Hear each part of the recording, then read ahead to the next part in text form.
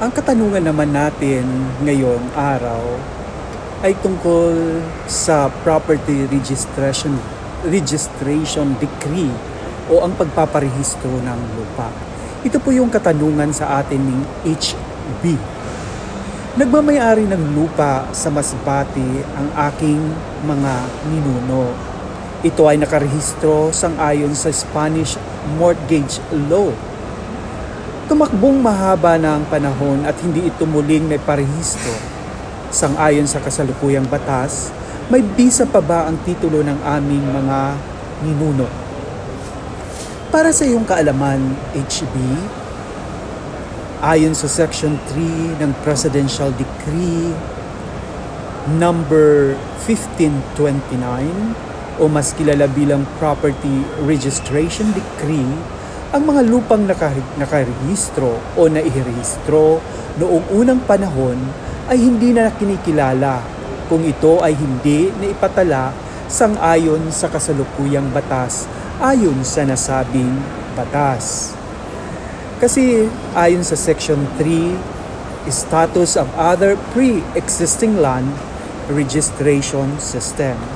The system of registration under the Spanish Mortgage Law is hereby discontinued, and all lands recorded under the said system which are not yet covered by the torrents title shall be considered as unregistered lands. Hereafter, all instruments affecting lands originally registered under the Spanish Mortgage Law may be recorded under the Section 113 of this decree until the land shall have been brought under the operation of the torrent system.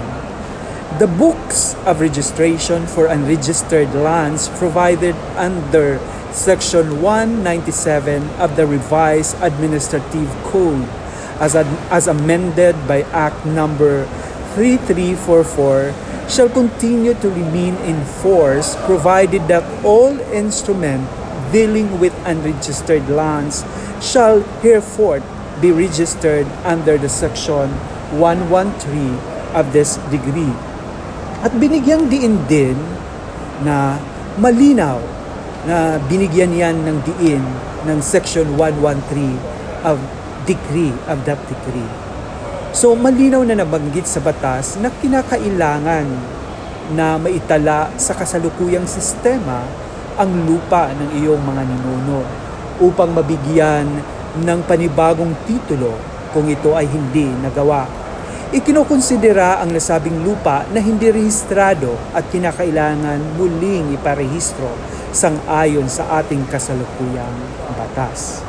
So malinaw po yun na yung mga dating mga lumang lupa na may titulo ay dapat iparehistro sa mga bagong titulo ngayon.